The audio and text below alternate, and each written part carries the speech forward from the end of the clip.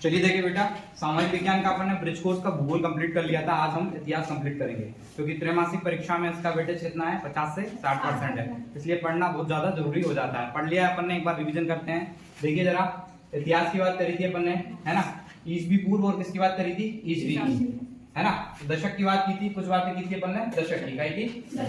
दिख रहा है आपको, पहला प्रश्न इसमें पूछा गया है 1830 का दशक। 1830 का दशक कब कहलाया है, 1830 से लेकर 1839 तक के समय को क्या बोलेंगे, इन 10 सालों को बोलते हैं अपन दशक। उसी प्रकार 1940 को अपन लिखेंगे, दशक क्या हुआ, 1940 से लेकर 1949 के समय को बोला जाता है 1940 का दशक।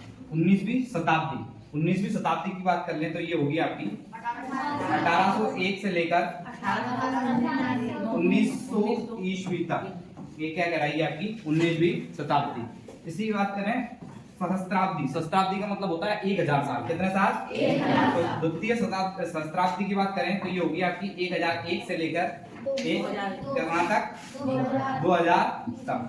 लेकिन इसमें देखो कुछ चीजें ऐसी दी गई है कि ये थोड़ा अलग दिया गया है इसमें। जैसे द्वितीय शताब्दी की बात करें तो 1001 से लेकर 1999, तो अपन इसको यही लेके चलेंगे 1001 से लेकर 1999 तक। क्या लेके चलेंगे, 19,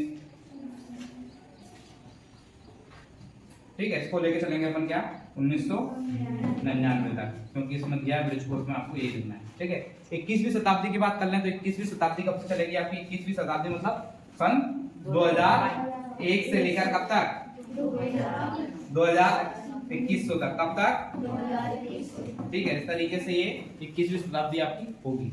क्लियर है, जो कि अभी चल रही है ना। ईसवी और ईसवी पूर्व की बात करी थी अपन ने, है ना। ईसवी क्या होती है और ईसा पूर्व क्या होता है। तो भगवान ईसा मसीह के जन्म, है ना, ईसवी को दर्शाते हैं एडी से, ईसा पूर्व को दर्शाते हैं बीसी को। ठीक है, इसी प्रकार इनके कुछ क्वेश्चंस की बात कर लेते हैं। इसमें दिया गया है झांसी की रानी का जन्म 1828 में सामान्य संवत में हुआ, उसका संबंध किस शताब्दी से है। तो यहाँ पे क्या दिख रहा है, 1820 में, 1828 में क्या दिख रहा है आपको, 18, आगे क्या दिख रहा है 18, तो शताब्दी कौन सी होगी, तो ये शताब्दी कौन सी होगी, 19वीं शताब्दी होगी। ठीक है, फिर इसमें प्रश्न पूछा गया है इसका संबंध किस शताब्दी से है, तो 19वीं शताब्दी से। उनका जन्म भारत की स्वतंत्रता के कितने वर्ष पूर्व हुआ था, तो स्वतंत्रता कब मिली अपन को, 1947 में, और उनका जन्म कब हुआ था, 1828। तो माइनस कर देंगे, यहाँ पे क्या जाएगा 9, यहाँ पे जाएगा 1 और यहाँ पे जाएगा 1, यानी इससे कितने साल पहले, आजादी के 119 वर्ष पहले उनका क्या हुआ था, जन्म हुआ था। क्लियर है। आगे देखो, यदि सम्राट चंद्रगुप्त मौर्य का राज्यारोहण 321 सामान्य संवत पूर्व यानी ईसा पूर्व, कब की बात चल रही है, ईसा पूर्व की बात चल रही है, ईसा पूर्व में हुआ, तो बताइए कि उसका संबंध किस शताब्दी से होगा, किस शताब्दी से होगा बेटा, किस शताब्दी से, 34वीं शताब्दी। ईसवी है ईसा पूर्व, ईसा पूर्व, इसका आंसर हो जाएगा 34वीं शताब्दी ईसा पूर्व। क्लियर है, चलो आगे बढ़ते हैं। कुछ दिए गए हैं स्रोत इतिहास के, पुरातात्विक स्रोत, है ना। पुरातात्विक स्रोत बात कर लेते हैं, है ना। पुरातात्विक स्रोतों में क्या कौन कौन सी चीजें आ जाती है जहां से हमें इतिहास पता चलता है ना। पहले सिक्के, और क्या होता है, और साहित्य, अभिलेख, और क्या, शिलालेख। ठीक है, और अभिलेख, शिलालेख। विदेशी यात्री आते हैं, विदेशी यात्री, है ना। आभूषण, मृत भांड, मृत भांड मतलब बर्तन, क्या, है ना, मृत भांड। इनसे क्या है, अपन को पुरानी आपकी बिल्डिंग्स हो गई, पुराने आपके जो है बिल्डिंग के अवशेष, इन सभी से किसकी जानकारी मिलती है अपन को, इतिहास के बारे में जानकारी मिलती है। नेक्स्ट देखिए, एक मिनट बाद, चलो देखो, ये तो आप लिख लोगे। आगे देखो, भारत की बात कर लेते हैं, किसने भारत को किस किस नाम से जाना। तो देखते हैं, फारसी में किस नाम से जाना है, क्या कहा है भारत को उन्होंने फारसी भाषा में, हिंद, हिंदू, और क्या कहा, दिख रहा है क्या आपको, हिंद, हिंद और तो फारसी में कहा गया, क्या कहा गया? हिंद। क्या कहा गया? हिंद। फिर हिंदू। क्या कहा? हिंदू और हिंदू। ठीक है, ये आपका कहा गया फारसी भाषा में। भारत को इस तरीके से इन नामों से जाना जाता है। यूनानियों ने भारत को किस नाम से जाना? इंडोई या इंडिके? क्या? इंडोई याद रखना बेटा, पूछा जाता है, और इंडिके। ठीक है, नेक्स्ट लैटिन भाषा में क्या कहा गया? भारत कहा गया, और अंग्रेजी में क्या कहा गया? इंडिया। क्या कहा गया? ठीक है, इस तरीके से भारत के अनेक नाम है। प्रश्न पूछा जाएगा कि भारत के किस किस नामों से जाना जाता है, तो आपको इन सब नामों का क्या करना है? वर्णन करना है। यूनानियों ने क्या नाम बोला है ना, लैटिन भाषा में क्या बोलते हैं, और फारसियों ने क्या बोला। आगे बढ़ते हैं। बंगाल का नवाब है ना, बंगाल का नवाब कौन था? सिराजुद्दौला था। फिर मीर जाफर बना, फिर मीर कासिम बना। ठीक है, तो प्लासी का युद्ध, पहला युद्ध होता है प्लासी का युद्ध। जो बंगाल उस समय राजशाही सिस्टम चलता था, तो बंगाल का राजा था सिराजुद्दौला। कौन था? तो सिराजुद्दौला और अंग्रेजों के मध्य युद्ध होता है, उसे बोलते हैं प्लासी का युद्ध। कब हुआ था? 1957 में। कब हुआ था? 1957। ठीक है, तो 1957 में युद्ध हुआ। तो एक साइड कौन था? अंग्रेजों का जो सेनापति था उसका नाम था रॉबर्ट क्लाइव। क्या नाम था उसका? रॉबर्ट क्लाइव था। और एक तरफ कौन था? सिराजुद्दौला। कौन था? सिराजुद्दौला। इसमें सिराजुद्दौला की क्या होती है? हार होती है। क्या होती है? हार। इसके बाद सेकंड युद्ध होता है बक्सर का युद्ध। कौन सा युद्ध? बक्सर। ये होता है 1964 में। कब होता है बेटा? 1964 में युद्ध होता है। 1964 में इस समय अंग्रेजी जो सेनापति था उसका नाम था हेक्टर मुनरो। क्या नाम था उसका? Hector Munro.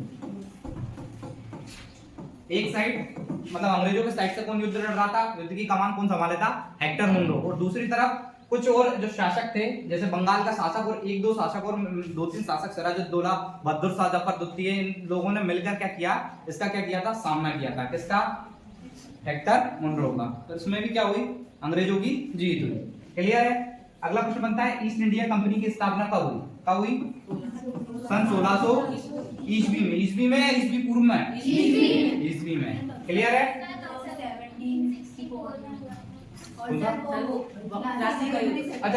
सॉरी 1757 और 1764। यहाँ 19 नहीं है, 1947 में तो आजादी मिल गई थी। चलिए आगे बढ़ते हैं। मद्रास के शासक की बात कर ली थी अपन ने, है ना। तो देखा था समय किस तरीके से किस किस के कब्जे में क्या था। ये स्थिति है अलग अलग समय की, है ना। ये 1797 का भारत था, कुछ इस प्रकार दिखाई देता था। दूसरा 1840 का भारत था, जिस प्रकार दिखाई देता था। और ये 1857 का भारत था, जिसमें ब्रिटिश शासन के अधीन क्षेत्र, ये जो येलो क्षेत्र दिख रहा है आपको, वो किसके अधीन था? अंग्रेजों के अधीन। किसके अधीन? ये पूरा अंग्रेज शासित प्रदेश थे। दूसरा जो आपको रेड क्षेत्र दिख रहा है, वो क्षेत्र ब्रिटिश शासन के अधीन नहीं था, मतलब इसमें राजा रजवाड़े थे, है ना। यहाँ पर राजा और क्या थी? सल्तनतें हुआ करती थी इस वाले जोन में पूरा इस तरीके से। क्लियर है? और आज का भारत तो आप जानते ही हो, उसमें क्या है? कितने राज्य हैं? 28। कितने केंद्र शासित प्रदेश हैं? 8। क्लियर है? चलो देखो, मैसूर के सुल्तान का नाम क्या था? हैदर अली थे। और इनके बेटे का नाम क्या था? टीपू सुल्तान। क्या नाम था? टीपू सुल्तान। नेक्स्ट है आपका मराठा राज्य के संस्थापक कौन थे? शिवाजी, है ना। छत्रपति शिवाजी महाराज।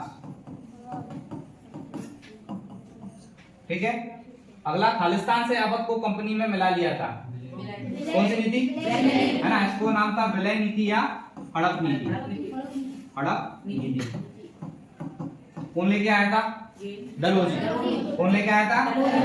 डलहौजी की हड़प नीति। लॉर्ड डलहौजी उस समय गवर्नर जनरल थे, जो कि ये नीति लेके आए थे, है ना।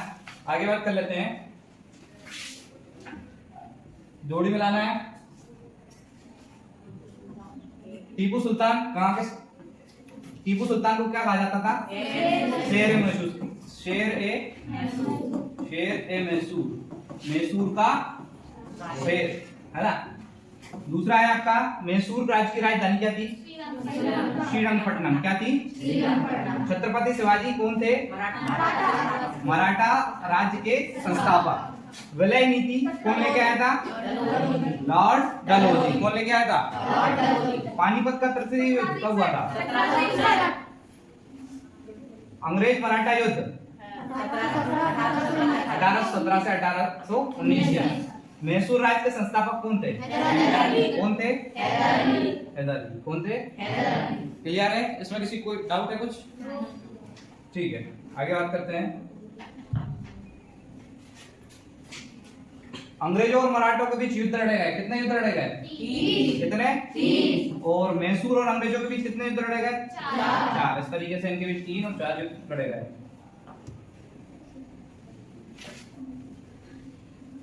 1857 का विद्रोह हुआ था गाय और सुअर की चर्बी वाले कारतूसों की वजह से। इसके आपके जो योद्धा थे कौन कौन थे जिन्होंने अलग अलग क्षेत्रों से क्या किया? युद्ध का, क्रांति का नेतृत्व किया। उसमें थी आपकी रानी लक्ष्मीबाई, बहादुर शाह जफर, नाना साहेब, तात्या टोपे कानपुर से थे, बेगम हजरत महल लखनऊ से और कुंवर सिंह बिहार से। एक्सरसाइज कर लेते हैं इसकी। 1857 विद्रोह के कोई 2 कारण लिखिए। 2 कारण क्या थे? पहला हो गया आपका चर्बी वाले कारतूस। क्या हो गया? चर्बी वाले कारतूस। दूसरा कारण क्या हो गया? भारतीय शासकों में जैसे डलहौजी की क्या थी? हड़प नीति, विलय नीति है ना, विलय नीति भी इसका क्या थी? कारण थी। वे धार्मिक और राजनीतिक चीजों में अंग्रेज ज्यादा दखलंदाजी करने लगे थे, इसलिए ये क्रांति हुई थी। नेक्स्ट देखिए, देख लेते हैं किसने कहां से क्रांति का नेतृत्व किया। तो रानी लक्ष्मीबाई ने कहां से किया था? रानी लक्ष्मीबाई ने किया था झांसी से। कुंवर सिंह ने बिहार से। कहां से? तात्या टोपे ने किया था कानपुर से। कहां से? नाना साहेब ने भी किया था कानपुर से। बेगम हजरत महल तो ये थी लखनऊ। कहां से? लखनऊ से इन्होंने वो किया था।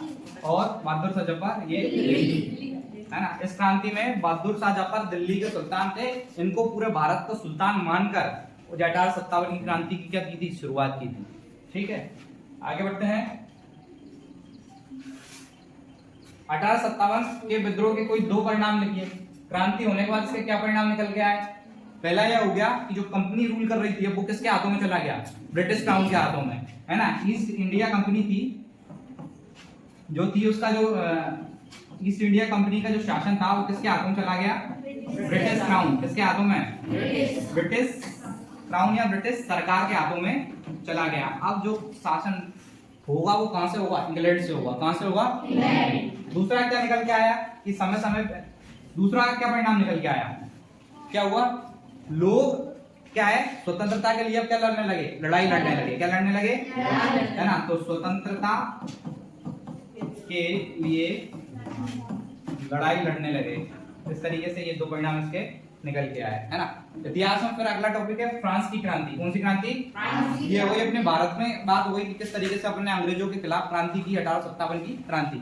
अब देख लेते हैं विश्व भर में और कहां क्रांति हुई। तो होती है फ्रांस की क्रांति। कहां की क्रांति? फ्रांस की, है ना। तो फ्रांस की क्रांति यूरोप में एक देश है फ्रांस, है ना, जिसमें काय के लिए हुई थी? राजशाही खत्म करने के लिए। किस लिए? है ना, राजशाही खत्म हो और लोकतंत्र की स्थापना हो, तो इस वजह से हुई थी क्रांति। देखो इसके जो नेता थे लाफायत, रोबेस्पियर, डॉटेन, पालमारा और मिराबो। ये थोड़ा अजीब नाम है क्योंकि अंग्रेजी नाम है ना। तो देख लेते हैं बास्तिल के किले पे हमला। तो सबसे पहले क्रांति की शुरुआत यही होती है कि गुस्साए भीड़ क्या कर देती है? एक किला रहता है जिसका नाम रहता है बास्तिल का किला। उस बास्तिल के किले पे क्या कर देती है?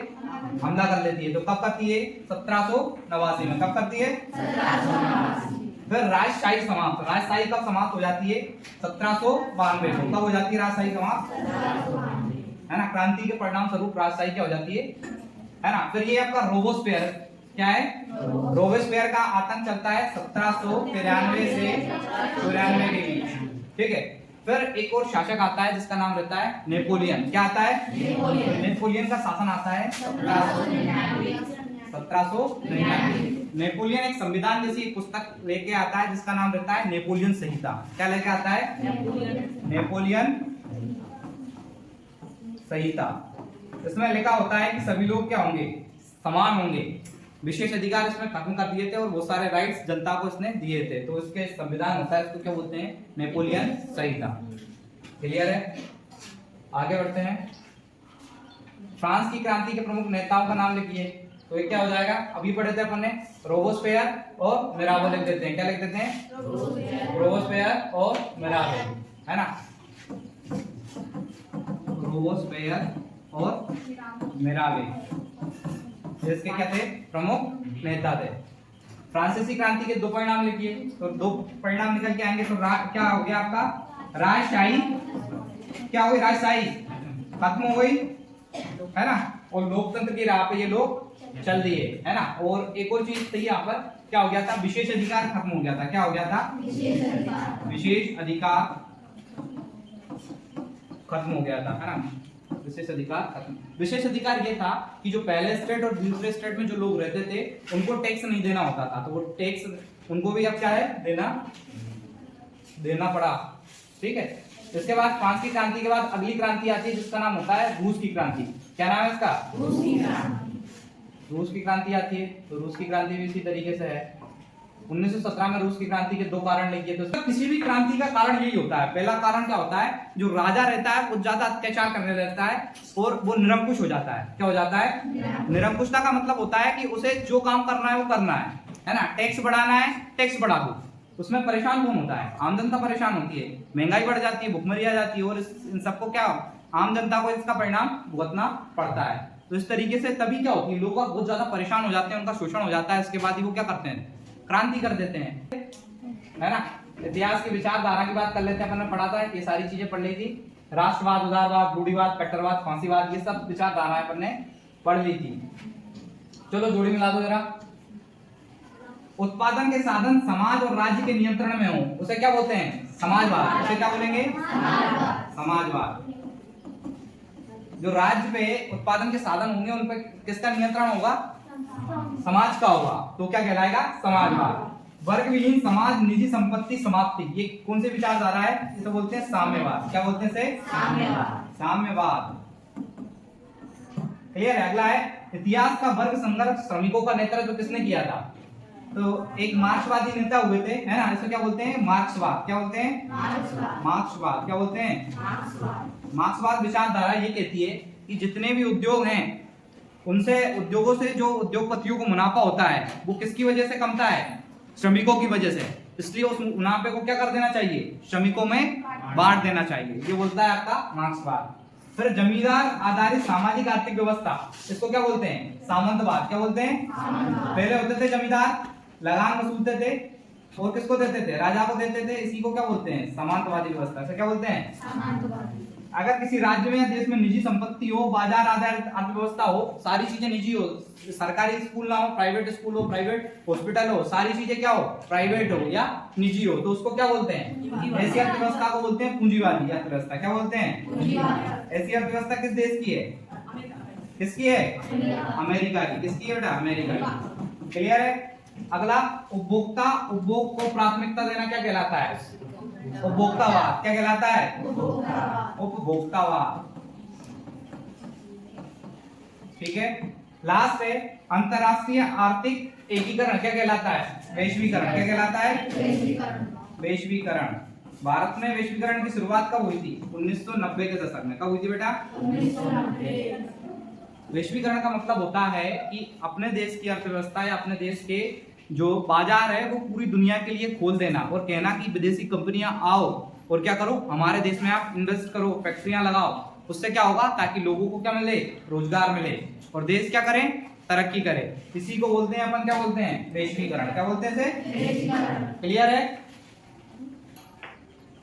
खालिस्तान, एक देश से द्वारा दूसरे देशों के संसाधनों का दोहन अपने हित में करना क्या कहलाता है, साम्राज्यवाद। ने आंसर दे दिया, क्या कहलाता है, साम्राज्यवाद कहलाता है। क्या कहलाता है, दूसरे देशों में एक देश का सैन्य आर्थिक राजनीतिक विस्तार क्या कहलाता है, उपनिवेशवाद। अंग्रेजों ने यही किया था, दूसरे देश भारत में आए और उन्होंने क्या किया, अपना सैनिक और राजनीति में आर्थिक क्षेत्र में क्या किया, उन्होंने हस्तक्षेप किया। और इसलिए अपन अंग्रेजों को क्या बोलते हैं, उपनिवेश बोलते हैं। अंग्रेजों का उपनिवेश है भारत, ऐसा बोलते हैं ना, तो इसको क्या बोलते हैं, उपनिवेशवाद। क्या बोलते हैं, उपनिवेशवाद। अगला है जब राज्य धर्म से अलग तथा सबके लिए समान हो तो उसे क्या कहते हैं? क्या बोलते हैं इसे? धर्मनिरपेक्षता। अगला नारीवाद क्या है? नारीवादी आंदोलन पढ़े अपन ने, है ना?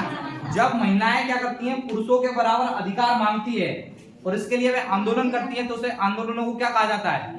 नारीवादी आंदोलन। क्या बोलते हैं? नारीवादी आंदोलन, है ना? तो ये काय की लिंग समानता की बात करता है। काय की मतलब कि जितना अधिकार पुरुषों को है उतना ही अधिकार किसको होना चाहिए? महिलाओं को या स्त्रियों को होना चाहिए। ये बात आ गई समझ में? भारत में राष्ट्रवादी आंदोलन हुए, देख लेते हैं। आधुनिक भारत का इतिहास देख लेते हैं। 1885 में स्थापना हुई। फिरोज शाह मेहता, दादा भाई नौरोजी इसके प्रमुख नेता हुए। किसकी स्थापना हुई थी? भारतीय राष्ट्रीय कांग्रेस की स्थापना होती है ना?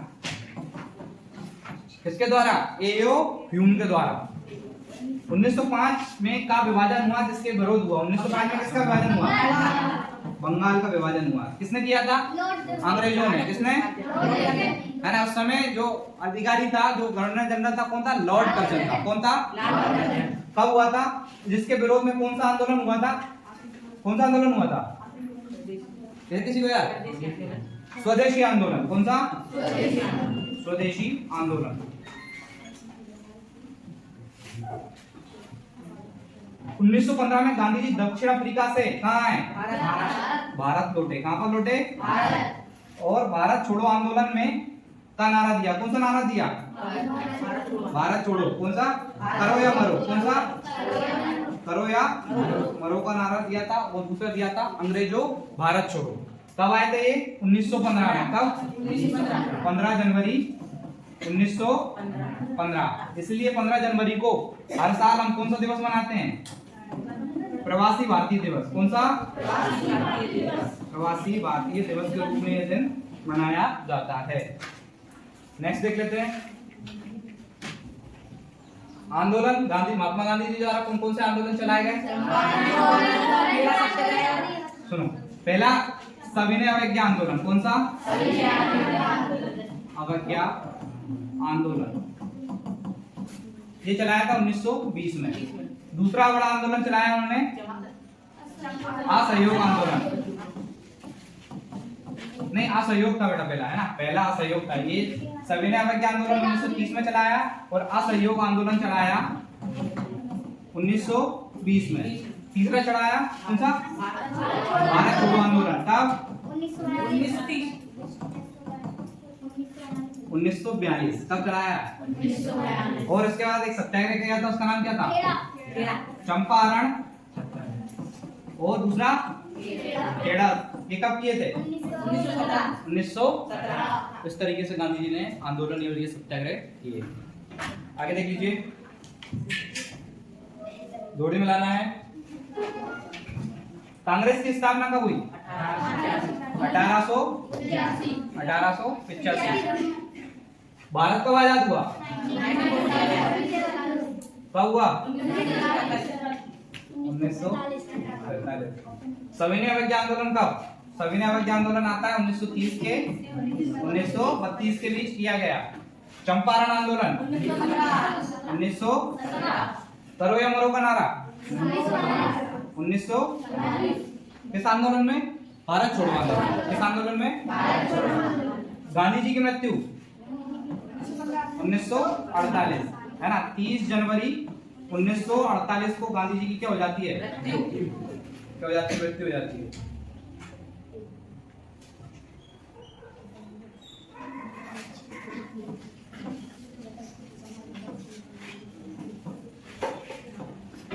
अगला, गांधी जी भारत कब आए थे? 15 जनवरी। कब आए थे? 1915। खेड़ा सत्याग्रह 1917। चंपारण और खेड़ा सत्याग्रह दोनों एक ही साल होता है 1917 में। इतनी बात आ गई सभी को समझ में? महात्मा गांधी ने कौन से गोलमेज सम्मेलन में भाग लिया था? दूसरे गोलमेज सम्मेलन में। कौन से में? है ना? तो गोलमेज सम्मेलन 3 हुए थे। पहला 1930 में, दूसरा 1931 में और तीसरा 1932 में। गांधी जी ने भाग लिया था 1931 31 वाले गोलमेज सम्मेलन में। गोलमेज सम्मेलन इंग्लैंड में हुआ करता था, है ना। तो गांधी जी गए थे इंग्लैंड इस सम्मेलन में भाग लेने के लिए। बंगाल का विभाजन कब हुआ था? 1905, ठीक है। इसके विरोध में कौन सा आंदोलन हुआ था फिर? स्वदेशी आंदोलन। कौन सा आंदोलन? ठीक है, क्लियर है इतनी बातें? आगे देखिए, प्रमुख जनजातियों की बात कर लेते हैं, ट्राइब्स की। कौन से क्षेत्र में ये पढ़ा था अपन ने? बस्तर छत्तीसगढ़ में मारिया, मुरिया, गोंड, दुर्वा, बतरा, हलवा अनेक आदिवासी समुदाय रहते हैं। कहां पर रहते हैं? किस प्रदेश में? छत्तीसगढ़ में। कहां पर? ठीक है। इसके अलावा मैं बता दूं, मध्य प्रदेश, अपने मध्य प्रदेश में भी 3 सबसे पिछड़ी आदिवासी जनजातियां रहती है, जिसमें पहला आता है सहरिया। क्या आता है? सहरिया। सहरिया जनजाति जो पाई जाती है, ये पाई जाती है शिवपुरी श्योपुर वाले इलाके में। जिले का नाम क्या है? शिवपुरी और श्योपुर, ठीक है। फिर एक और आती है आपकी बेगा। कौन सी जनजाति? बेगा जनजाति। बेगा जनजाति आपकी पड़ती है मंडला डिंडोरी में, मंडला और डिंडोरी में, ठीक है। और एक और जनजाति है जिसका नाम है भारिया। क्या है? भारिया। कौन सी जनजाति? है ना, भारिया जनजाति है। ये पड़ती है आपकी छिंदवाड़ा के तामिया में। कहाँ पड़ती है? छिंदवाड़ा के तामिया में ये जनजाति पाई जाती है। तो इस तरीके से जनजाति पाई जाती है। इस तरफ मुड़िया या मारिया जनजाति है आपके कहाँ पाई जाएगी? छत्तीसगढ़ में। कहाँ पर? है ना, गोंड, दुर्वा, बतरा, हलवा, ये प्रकार की, इतने प्रकार की जनजातियां कहाँ पाई जाती है? आपके छत्तीसगढ़। क्लियर है? आगे बात कर लेते हैं।